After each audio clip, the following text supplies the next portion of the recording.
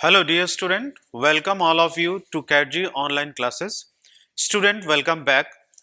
हम लोग पढ़ रहे हैं chapter third that is human reproduction. और ह्यूमन रिप्रोडक्शन में स्टूडेंट अभी तक हम लोग पढ़ चुके हैं the male reproductive system, female reproductive system, spermatogenesis, structure of sperm that is male gamete. इतनी चीज़ें हम लोग पढ़ चुके हैं और डायग्राम भी आपने बनाकर प्रैक्टिस किया था। एक बहुत इंपॉर्टेंट डिस्कशन जो हम लोगों ने प्रीवियस क्लास में किया था that is the hormonal control of formation of male gamete, वो आपने पढ़ा था। मैंने बोला था बहुत इंपॉर्टेंट है, इसको टिक कर लीजिएगा। और उसमें मेन आपने पढ़ा था role of FSH and LH hormone. Okay student, आज हम लोग पढ़ने जा रहे हैं next topic that is oogenesis। ये भी बहुत इंपॉर्टेंट है, डायग्राम के हिसाब से भी इंपॉर्टेंट है और आपके कॉम्पिटिटिव एग्जाम के हिसाब से भी इंपॉर्टेंट है।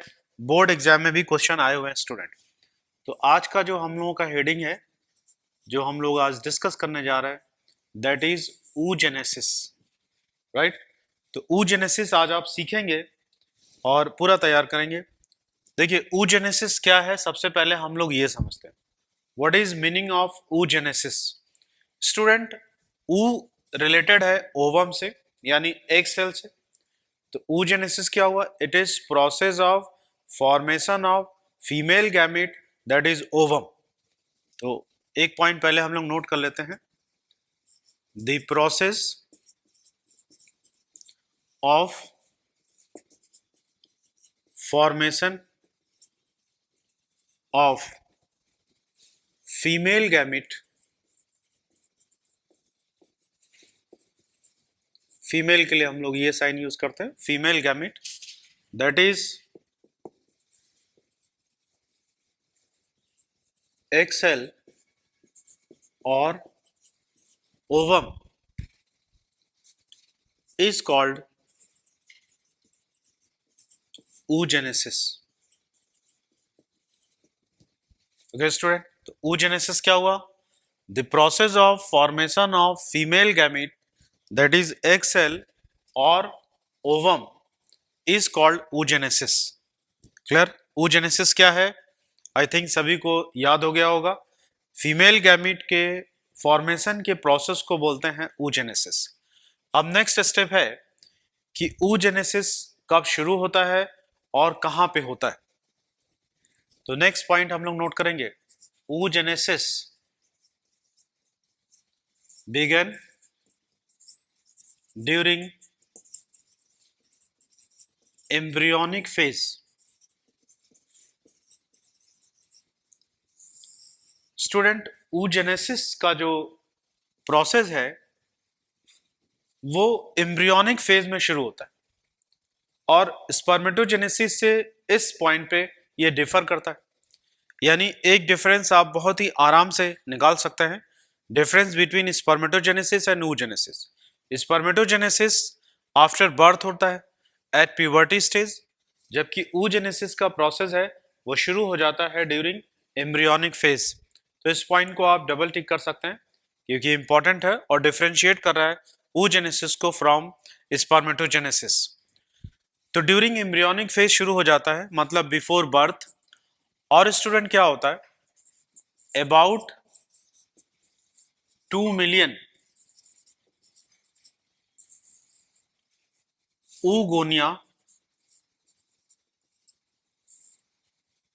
oogonia is also called gamete mother cells। तो about 2 million oogonia that is gametes mother cell are formed in each fetal ovary।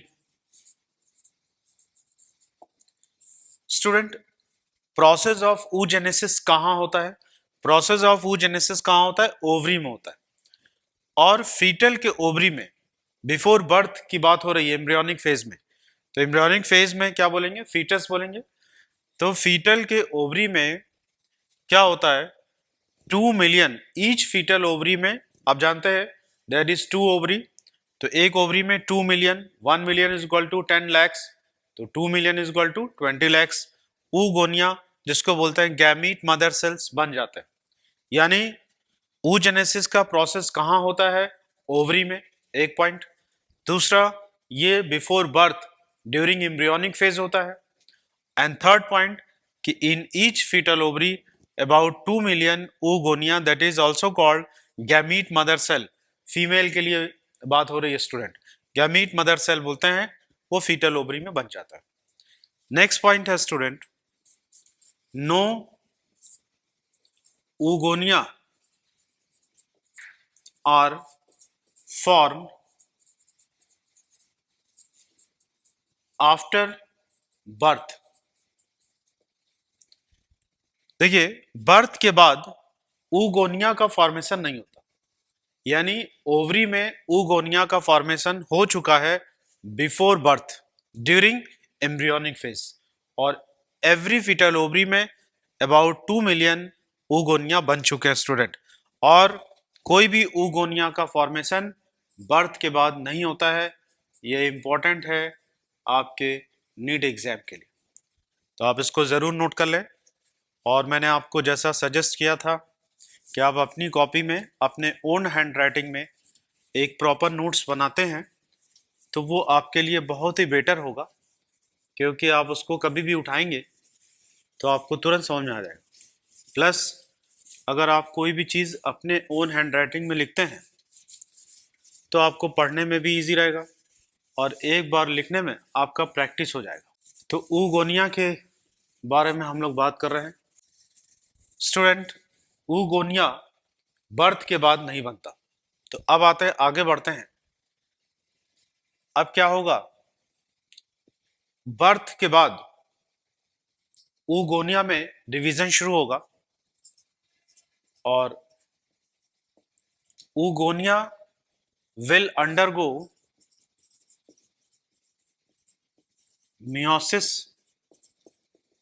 oogonia में क्या होगा स्टूडेंट? meiosis होगा, और meiosis में ये इंटर करेगा एंड एंटर इन, कहाँ इंटर करेगा?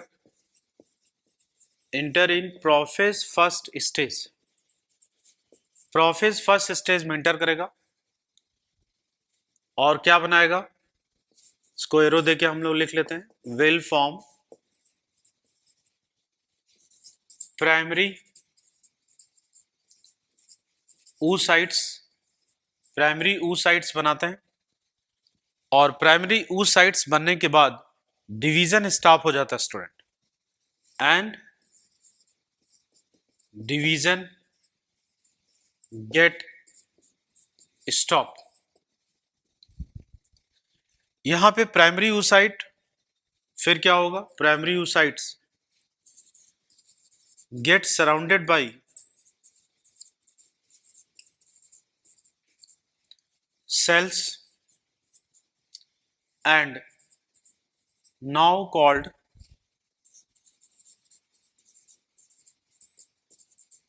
primary follicles। क्लियर? तो आइए समझते हैं क्या हुआ। oogonia में मियोसिस शुरू हो जाएगा, विल अंडरगो मियोसिस, और किसमें इंटर करेगा? Prophase first stage.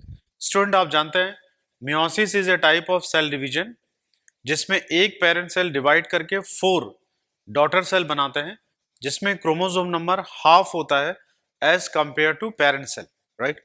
और मियोसिस का 2 पार्ट है, meiosis first, meiosis second.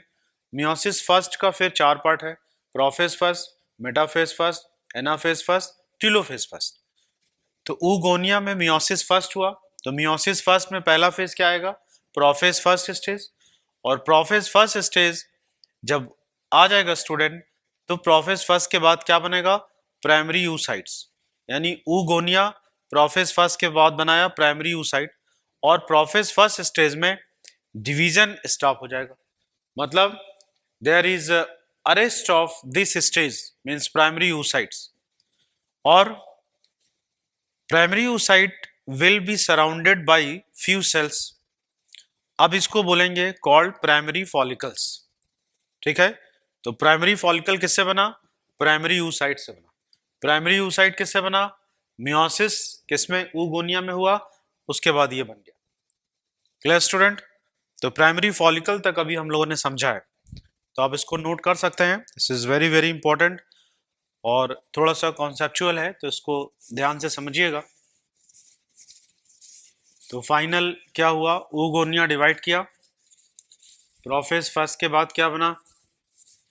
Prophase first के बाद बना प्राइमरी oocytes और वो सराउंडेड हो गया बाई सेल्स जिसको बोलते हैं primary follicles.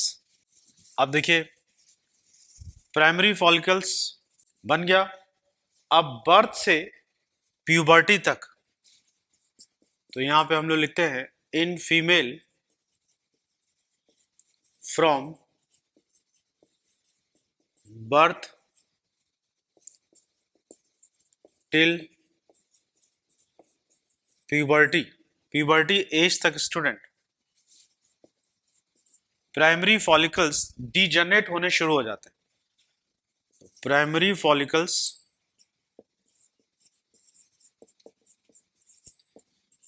degenerates and only 60,000 to 80,000 primary follicles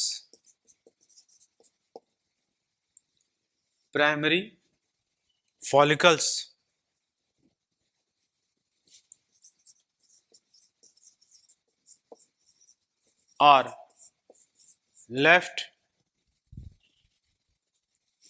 in each ovary। Student क्या होता है? In female from birth till puberty, birth से लेकर प्यूबर्टी तक क्या होगा? प्राइमरी फॉलिकल्स डीजनरेट होते रहते हैं और डीजनरेट के बाद only 60,000 to 80,000 are left in each ovary.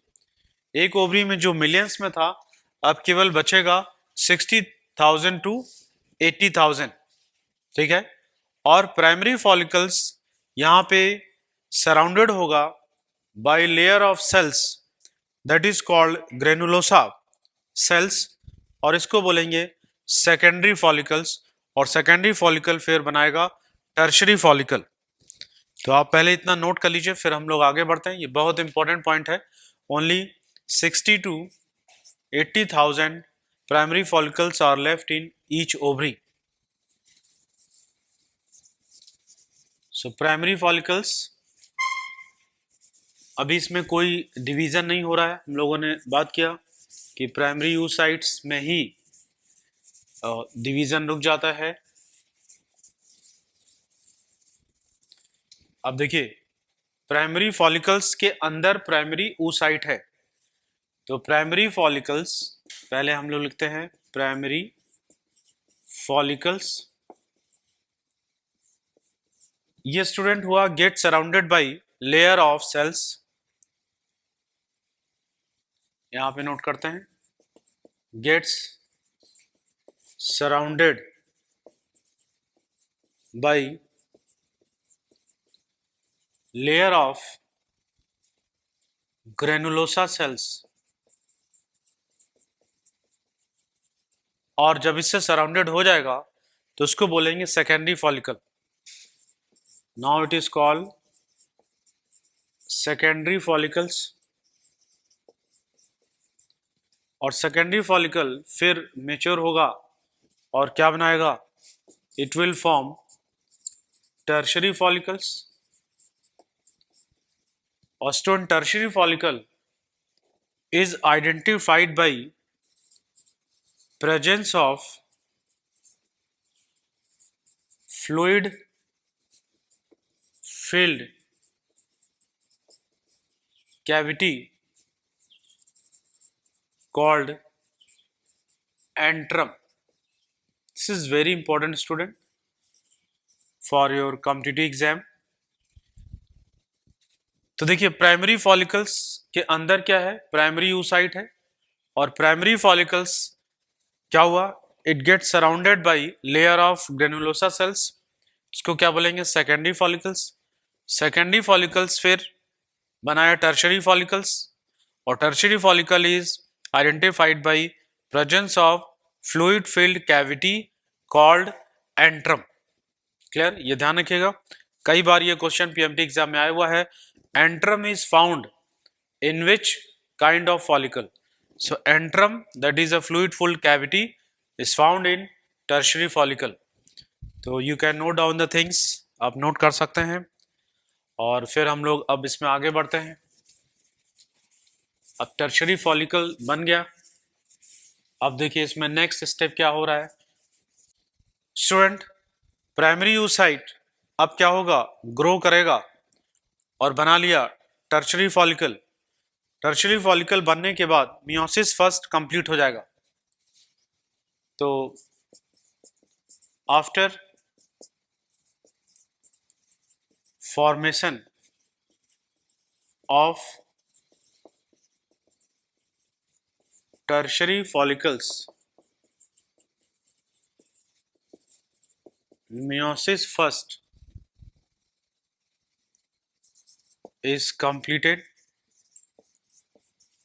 meiosis first student complete हो जाएगा, और उसके बाद क्या होगा? प्राइमरी oocyte से बनेगा secondary oocytes।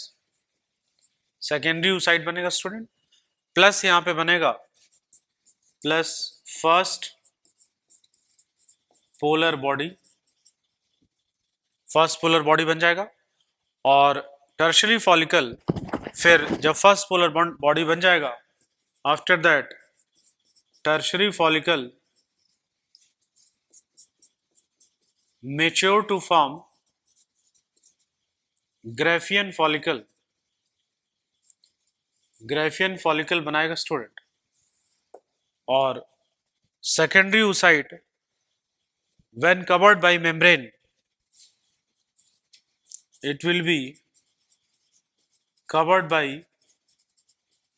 membrane called zona pellucida। Zona pellucida layer बन जाएगा, और सेकेंडरी oocyte में फिर मियोसिस सेकेंड होगा। मियोसिस सेकेंड के बाद ये ओवम बनाएगा। यहां पे होगा student meiosis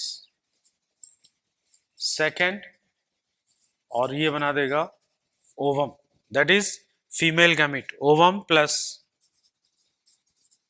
polar bodies. So student क्या हुआ इसको आइए पहले समझते हैं। After formation of tertiary follicle, tertiary follicle कहां से बना? Primary follicle. प्राइमरी फॉलिकल के अंदर क्या है? Primary oocyte। Primary follicle converted into secondary follicle, secondary follicle converted into tertiary follicle, और टर्शरी फॉलिकल का आइडेंटिफाइंग फीचर क्या है? Presence of fluid filled cavity that is called antrum. तो after formation of tertiary follicle यानी meiosis first complete हो जाएगा, और primary oocyte क्या बनाएगा? Secondary oocyte plus first polar body. अब यहाँ पे सेकेंडरी oocyte कवर्ड होगा by membrane called zona pellucida, और मियोसिस सेकेंड होगा, उसके बाद बनेगा ovum that is female gamete and polar bodies, और फिर टर्शरी फॉलिकल मेच्योर होकर क्या बनाएगा स्टूडेंट? Graafian follicles. तो यहां तक आपने समझा। अब हम लोग आगे बढ़ते हैं और नेक्स्ट पॉइंट पढ़ते हैं, फिर डायग्राम हम लोग बनाकर प्रैक्टिस करेंगे, से आपको काफी चीजें क्लियर हो जाएंगी। डायग्राम मस्ट है स्टूडेंट। इसमें स्पर्मेटोजेनेसिस में भी आपने डायग्राम बनाकर प्रैक्टिस किया था।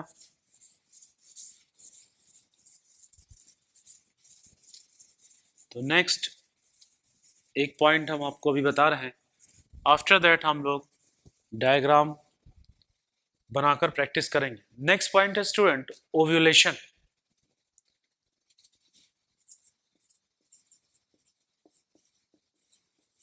ओव्यूलेशन देखिए, ओव्यूलेशन क्या है? ओव्यूलेशन है the process of release of ovum, that is also called egg cell, and this is female gamete. Okay, so the process of release of ovum, that is egg cell and female gamete, finally is called ovulation. Student अब next heading में भी हम लोग इसके बारे में पढ़ेंगे. The process of release of ovum या egg cell is called ovulation. Egg cell या ओवम या फीमेल गैमीट रिलीज हो रहा है, इसको बोलते हैं ओवम. जो रिलीज हो रहा है फीमेल गैमीट ओवम, इस प्रोसेस को बोलेंगे ओव्यूलेशन. अब देखिए ओव्यूलेशन किस हार्मोन के प्रेजेंस में होता है वो बहुत इंपॉर्टेंट है. तो ovulation occurs due to high level of LH. यहां लिखते हैं high level of LH. What is LH student? Already हम आपको बता चुके हैं, लुटिनाइजिंग हार्मोन. मेल में हमने बताया था कि इस हार्मोन का रोल मेल में भी होता है और फीमेल में भी होता है. तो देखिए फीमेल में क्या हुआ, ovulation occurs due to high level of LH, और यहाँ पे LH का हाई लेवल है तो इसको बोलते हैं LH सर्ज. नेक्स्ट हेडिंग में हम लोग इसको पढ़ेंगे और इसके बारे में. हाई लेवल, जब बहुत हाई लेवल पे LH चला जाता है, this is called LH surge. Student ये क्वेश्चन पहले एम्स और BHU PMT में कई बार पूछा गया है. तो LH लुटिनाइजिंग हार्मोन जब हाई लेवल पे पहुंच जाएगा उसको बोलेंगे LH सर्ज, और इससे क्या होगा, ओव्यूलेशन होगा, that is release of ovum from ovary. तो ये आपने समझा ओव्यूलेशन और किस हार्मोन के प्रेजेंस में होता है.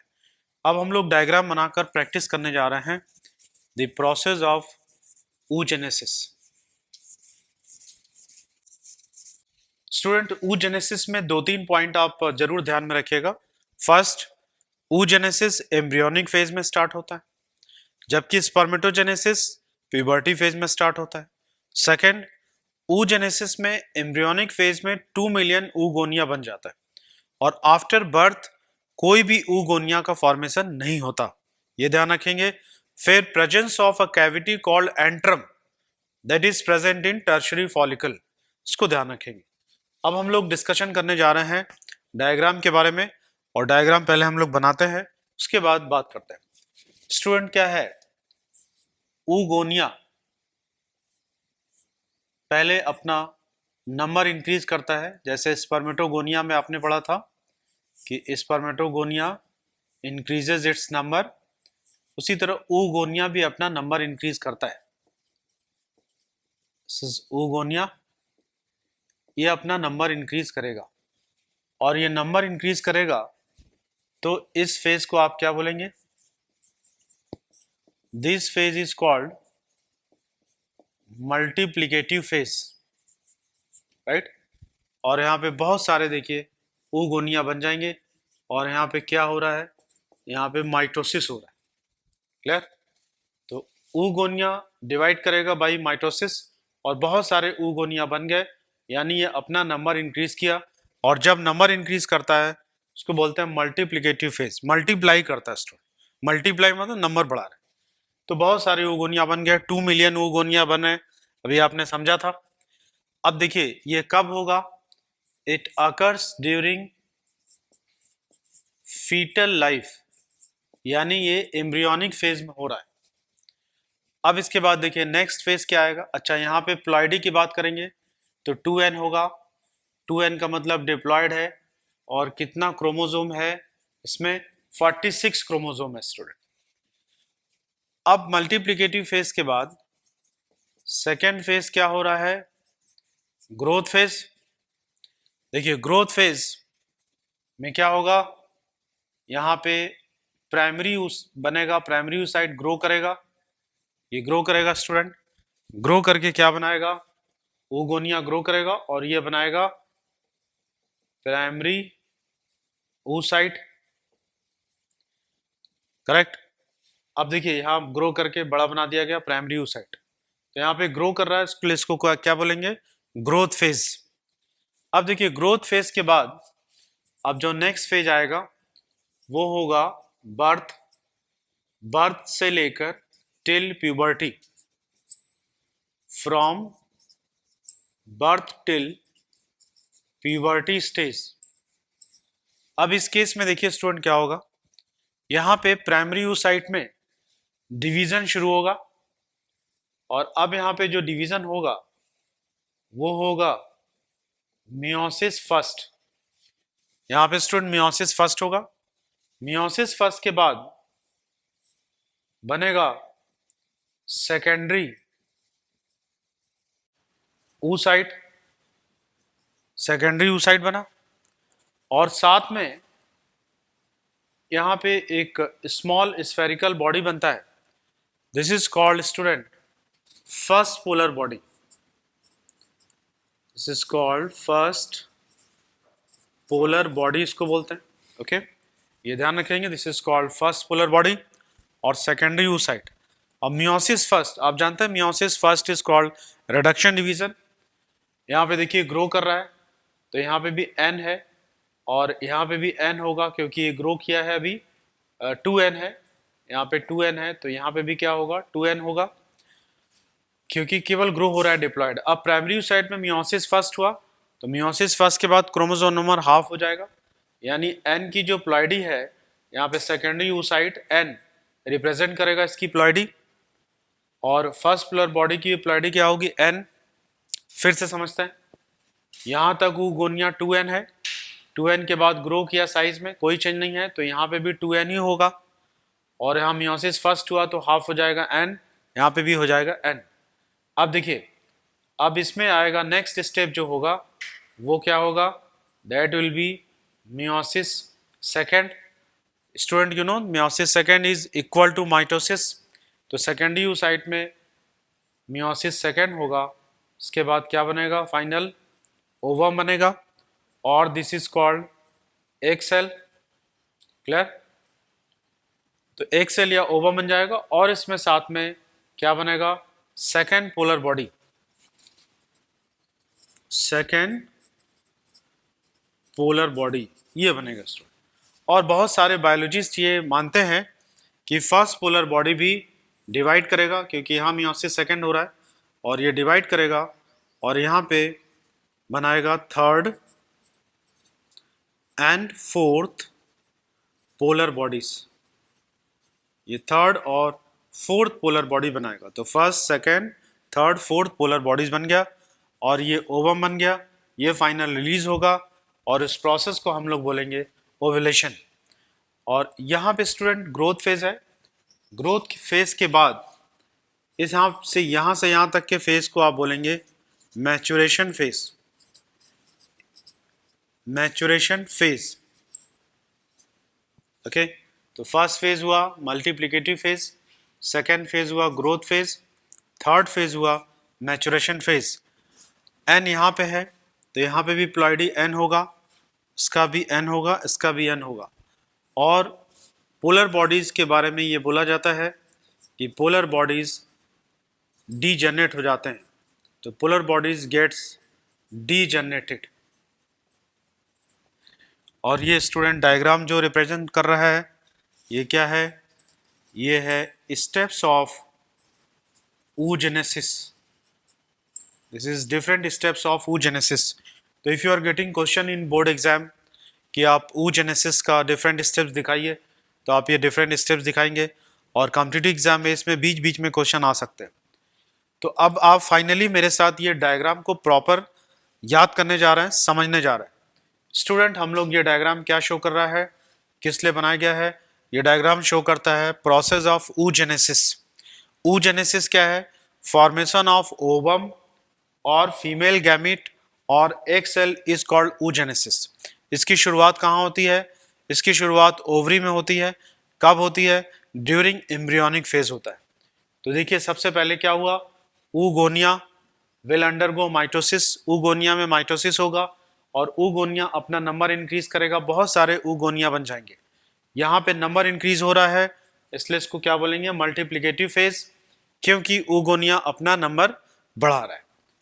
और यहाँ पे प्लॉइडी की बात करेंगे, प्लॉइडी मीन्स क्रोमोसोमल कंपोजिशन, तो 2n है यानी 46 क्रोमोसोम है, करेक्ट। अब ये 2n बन गया, ये फीटल लाइफ में होता है, दैट मीन्स एम्ब्रियोनिक फेज में होता है।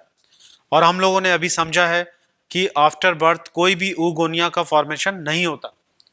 तो ये मल्टीप्लिकेटिव फेज हुआ, फर्स्ट फेज हुआ, यहाँ पे देखिए नंबरिंग किया हुआ है फर्स्ट फेज। स्टूडेंट अब ये oogonia ग्रो करेगा, ग्रो कर रहा है इसलिए इसको बोलते हैं ग्रोथ फेज, ये सेकेंड फेज है। oogonia ग्रो किया, क्या बनाया, प्राइमरी oocyte, और प्राइमरी oocyte यहाँ पे सिर्फ ग्रोथ हो रहा है इसलिए इसकी प्लॉइडी भी क्या होगी, ये 2n है तो यहाँ पे भी क्या होगा, 2n होगा। अगर आपको क्लियर नहीं दिख रहा है तो इसको हम लोग फिर से लिख सकते हैं 2n, ये क्लियर हो गया। अब देखिए यहाँ पे 2n है, अब प्राइमरी oocyte में मियोसिस फर्स्ट होगा, मियोसिस फर्स्ट के बाद क्या बनेगा, सेकेंडरी oocyte बनेगा, और जैसे ही मियोसिस होगा स्टूडेंट तुरंत प्लॉइडी हाफ हो जाएगी, तो 2n से क्या हो जाएगा, हाफ हो जाएगा n, यानी यहाँ पे अगर 46 है तो यहाँ पे क्रोमोसोम नंबर क्या हो जाएगा, 46 का हाफ करिए 23 क्रोमोसोम हो जाएगा, यहाँ भी 23, यहाँ भी 23, और फिर मियोसिस सेकेंड होगा, एंड मियोसिस सेकेंड के बाद सेकेंडरी oocyte क्या बनाएगा, ओवम या एक्सेल, ये इक्वल टू माइटोसिस है, मतलब क्रोमोसोम नंबर सेम होगा, n यहाँ पे है तो यहाँ पे भी 23 क्रोमोसोम होगा, और इसमें भी 23, इसमें भी 23। तो यहाँ ग्रोथ के बाद ओवम बना और एक मैच्योर फेज आ रहा है, तो इसको बोलते हैं मैचुरेशन फेज। अब देखिए ध्यान देने वाली बात है, प्राइमरी oocyte, मियोसिस, फर्स्ट के बाद क्या बना है, सेकेंडरी oocyte और फर्स्ट पोलर बॉडी, फिर सेकेंडरी oocyte मियोसिस सेकेंड के बाद क्या बनाएगा, ovum and second polar bodies, plus first polar body divide करके third and fourth polar body बनाते हैं अकॉर्डिंग टू मैनी बायोलॉजिस्ट। तो फाइनली ये ओवम बन गया एंड ओवम स्टूडेंट रिलीज होगा, इसको बोलेंगे ओव्यूलेशन। तो आई होप आपने oogenesis पूरा समझ लिया है, मैं वर्ड यूज कर रहा हूँ समझ लिया, क्योंकि आपको काफ़ी कुछ इसमें रटने की ज़रूरत नहीं है, अगर आप समझ लेते हैं तो आप कोरिलेट करके चीज़ों को रिकॉल कर सकते हैं। और कॉम्पिटिटिव एग्जाम के लिए मैंने आपको 2-3 पॉइंट बताया, उसको ज़रूर आप याद रखेंगे स्टूडेंट। तो oogenesis इसके साथ कंप्लीट हो जाता है, इसको आप थारोली स्टडी करें, और आपके कोई डाउट्स हैं तो वो डाउट्स मोस्ट वेलकम है, हम लोग उसको सॉल्व करेंगे स्टूडेंट। नेक्स्ट लेक्चर में हम लोग रिप्रोडक्टिव साइकिल के बारे में बात करेंगे, और आप इस कंटेंट को खुद ड्रॉ करेंगे अपने ओन हैंड राइटिंग में। तो फिर नेक्स्ट लेक्चर में हम लोग स्टूडेंट नेक्स्ट ट्रेडिंग के साथ मिलते हैं। Till then thank you very much.